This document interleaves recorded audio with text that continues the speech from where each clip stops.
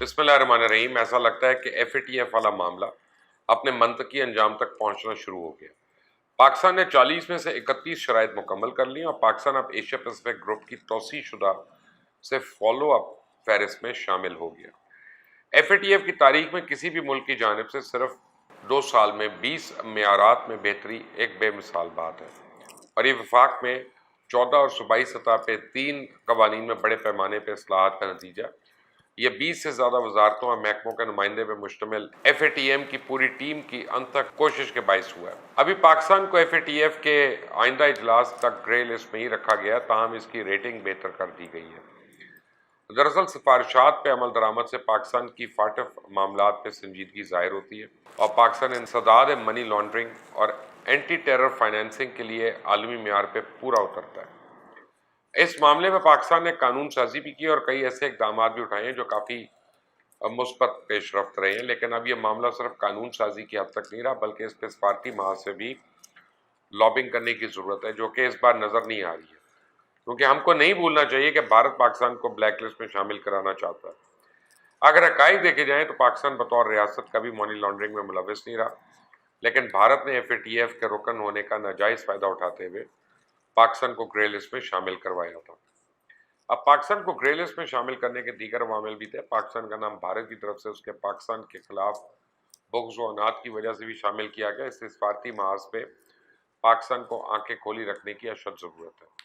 پاکستانی حکام کی طرف سے یقین ظاہر کیا جا رہا ہے کہ پاکستان رواں اجلاس کے دوران گرے لسٹ سے نکل آئے گا، لیکن یہ اتنا آسان اس لیے نہیں نظر آ رہا کہ عالمی سیاست پاکستان کی موافقت میں ہے نہیں۔ آج ایف اے ٹی ایف کا اجلاس پیرس میں ہو رہا ہے۔ فرانس نے پہلی پاکستان کو گرے لسٹ میں رکھنے کی سفارش محض اس بنیاد پہ کر دی کہ ناموس رسالت کے حوالے سے فرینچ پریزیڈنٹ کے خلاف پاکستان کی طرف سے شدید رد عمل کا اظہار کیا گیا۔ ادھر ڈینیل پرل کے قتل کے فیصلے پہ امریکہ بھی تحفظات کا اظہار کرتا آ رہا ہے۔ بلا شبہ فیصلہ میرٹ پر ہوا تو پاکستان گرے لسٹ سے نکل جائے گا، پر آپ کو پتہ ہے نا کہ عالمی منظرنامے میں میرٹ اور انصاف کی بات ذرا کمزور ہے۔ ہم کو پہلے سے ہر حوالے سے تیاری رکھنی چاہیے، کیونکہ اگر جائزہ لیا جائے تو بھارت گرے لسٹ میں شامل ہونے کے کرائیٹیریا پر پورا اترتا ہے، لیکن وہ محفوظ اس لیے ہے کہ اس کی حمایت میں کئی ممالک قرارداد مسترد کرنے کے لیے تیار ہوں گے۔ حالانکہ جن بنیادوں پر پاکستان کو گرے لسٹ میں ڈالا گیا تھا، بھارت اس سے کئی زیادہ دہشت گردوں کی سرپرستی اور منی لانڈرنگ میں ملوث ہے، جس کے ٹھوس ثبوت امریکہ سمیت کئی ممالک نے دے دیے۔ چند مہینے پہلے بھارت کے 44 بینک ریاستی دہشت گردی میں منی لانڈرنگ میں ملوث پائے گئے تھے، لیکن اس کے خلاف ایسی کوئی کارروائی عمل میں نہیں لائی جاتی جسے ایف اے ٹی ایف کے دوہرے معیار کا عمدیہ ملتا ہے۔ آپ دیکھیں ابھی بھی ایف اے ٹی ایف جو ہے اس کے خیال میں پاکستان کو کالعدم تنظیموں پہ مزید سخت کارروائی کرنے کی ضرورت ہے۔ گویا پاکستان نے ایسے اقدامات کیے ہیں، لیکن ابھی مزید کارروائی کا بھی مطالبہ آ سکتا ہے، کیونکہ پاکستان میں ایسے ادارے موجود ہیں جو منی لانڈرنگ اور دہشت گردی کی مالی معاونت کے خلاف اقدامات تو کر رہے ہیں، لیکن نئے قوانین پہ عمل درآمد کے حوالے سے بھی وقت درکار ہے۔ تاہم افواج پاکستان کے ترجمان میجر جنرل بابر افتخار نے راولپنڈی میں آپریشن رد الفساد کے 4 سال پورے ہونے کے موقع پہ بریفنگ کے دوران فائنینشل ایکشن ٹاسک فورس کے حوالے سے پوچھے گئے سوال پہ کہا کہ ایف اے ٹی ایف کے معاملے پر ان کی آبزرویشنز پر بہت کام کیا گیا اور ایف اے ٹی ایف کے معاملے پر بہت پر امید ہے۔ آسان الفاظ میں ہاتھی نکل گیا، اب اس کی صرف دم باقی ہے۔ امید ہے یہ مثالی روش اور چیلنج سے نمٹنے کی صلاحیت آئندہ بھی قوم کو سرخرو کرے گی۔ حقیقت یہ ہے کہ پاکستانی معیشت کو ناقابل یقین مسائل میں الجھا دیا گیا۔ اقتصادی محاصرے میں لینے کی بہت سی کوششیں ہوئیں، لیکن پاکستانی معیشت اس وار کو بھی سہ گئی۔ ہندوستان کی جانب سے بلیک لسٹ کے خدشے کو کیا کیا کہانیاں بنا کے پیش کیا گیا، لیکن پاکستان نے مکمل ذمہ داری، محنت، باریک بینی، اعداد و شمار کی صحت، ٹیکنیکل سفارشات اور شرائط کی تکمیل میں کوئی سکم نہیں چھوڑا، اور عالمی منظرنامے میں ایک شاندار فیئر پلے کے ساتھ اقتصادی امتحان میں سر سرخرو کر دیا۔ اب ایف اے ٹی ایف کی شرائط پوری کرنے کے لیے نئے ادارے قائم کرنے کا فیصلہ کیا گیا۔ نئے ادارے منی لانڈرنگ اور دہشت گردوں کی مالی معاونت کو روکنے کے لیے کام کریں گے، اور یہ نئے ادارے NAB, F I A, F B R, F M U, NACTA, A N F اور صوبائی اینٹی کرپشن محکموں کے تحت قائم کیے جائیں گے۔ نئے اداروں میں درجنوں خصوصی پروسیکیوٹرز بھرتی کیے جائیں گے۔ شرائط پوری کر کے رپورٹ فاٹف کو پیش کی جائے گی۔ اب تک پاکستان نے ایف اے ٹی ایف کے اہداف میں منی لانڈرنگ اور دہشت گردی کے لیے فنڈنگ کرنے کے مقدمات کی سماعت کم سے کم وقت میں کی ہے اور منی لانڈرنگ اور دہشت گردی کے لیے فنڈنگ کرنے والوں کو سزائیں دی گئی ہیں۔ کالعدم تنظیموں کے خلاف کارروائیاں تیز کی گئی ہیں اور ان کا دائرہ اختیار اقوام متحدہ کی ہدایات کی روشنی میں بڑھا دیا گیا۔ کالعدم تنظیموں کے خلاف کارروائی کے لیے عدلیہ اور متعلقہ اداروں میں خصوصی افسران تعینات کیے گئے ہیں اور انہیں تربیت بھی دی گئی ہے۔ اقوام متحدہ کے نامزد کردہ 1263 کالعدم تنظیموں کا خاتمہ کیا گیا اور عالمی اداروں کے نامزد کردہ 1373 افراد کو سزائیں بھی سنائی گئی۔ پاکستان نے کالعدم تنظیموں کے اثاثے اور بینک اکاؤنٹس ختم کیا اور ان کے اثاثے اور دیگر جائیدادوں کو منجمد کیا گیا۔ کالعدم تنظیموں کے زیر انتظام چلنے والے مدارس اور مساجد سرکاری تحویل میں لے لیے گئے ہیں۔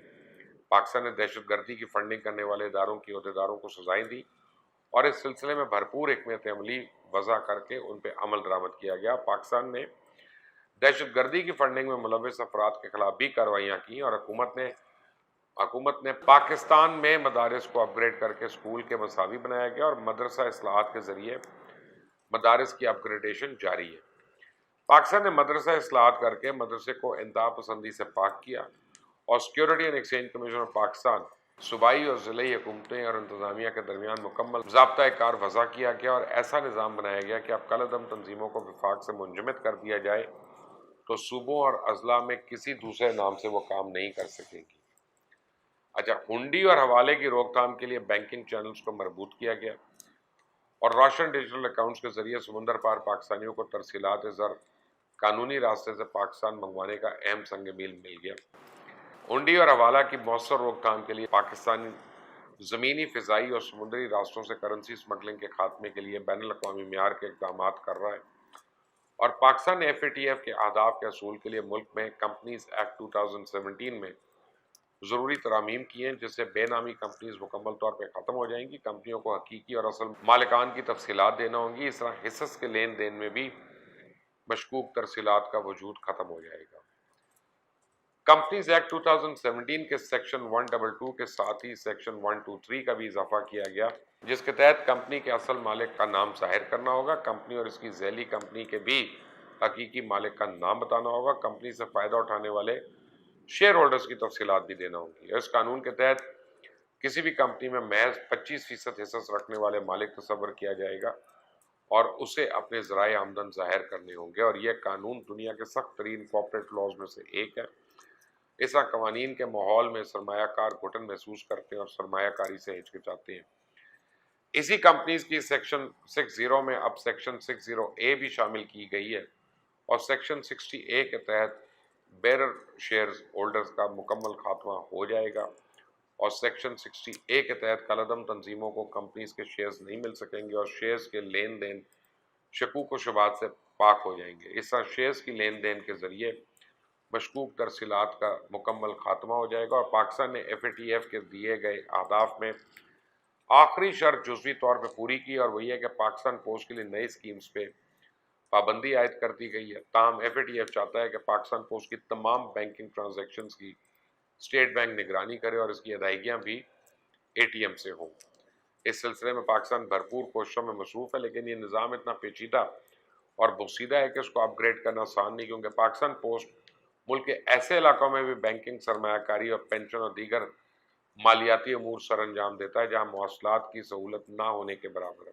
یہ بتا دوں کہ ایف اے ٹی ایف نے پاکستان پہ جو شرائط عائد کی ہیں اور جن شعبوں میں پیش رفت کا مطالبہ کیا ہے، اس پہ عمل درآمد کرنا کسی ایک حکومتی ادارے کا کام نہیں، اور اس حوالے سے پارلیمنٹ، حکومت، عدلیہ، قانون نافذ کرنے والے اداروں کو ہر سطح پہ کام کرنا ہوگا اور پاکستان کو جلد از جلد قانون سازی کے علاوہ ایف اے ٹی ایف کی شرائط کو پورا کرنے کے لیے عمل درآمد کے طریقہ کار کو بھی وضع کرنا ہوگا۔ اور ذرا تھوڑا سا ہٹ کر بھی دیکھنے کی ضرورت ہے کہ ایف اے ٹی ایف کی شرائط کو پاکستان مخالف تصور نہیں کرنا چاہیے۔ اگر پاکستان میں سرمایہ کی غیر قانونی نقل و حرکت رکے گی تو اس کا فائدہ قانونی طریقے سے کمانے والے عام افراد کو ہوگا۔ حکومت کی جانب سے معیشت کو دستاویزی ریکارڈ بنانے میں مدد ملے گی، قانونی لین دین میں اضافوں سے ٹیکسوں کی وصولی بہتر ہوگی اور سب سے بڑھ کر دہشت گردوں کی مالی معاونت اور سہولت کاری پہ کاری ضرب لگنے سے ملک میں امن و امان کی صورتحال میں بہتری آئے گی۔ فی الحال حوصلہ افزا چیز تو یہ ہے کہ China, Indonesia, Malaysia, Turkey, U A E اور برطانیہ پاکستان کا نام گرے لسٹ سے نکالنے کے بھرپور حامی ہیں۔ اللہ تعالیٰ پاکستان کو ہر خطرے سے محفوظ رکھیں. اس چینل کو سبسکرائب کریں, بیل آئیکن پریس کریں. اللہ حافظ.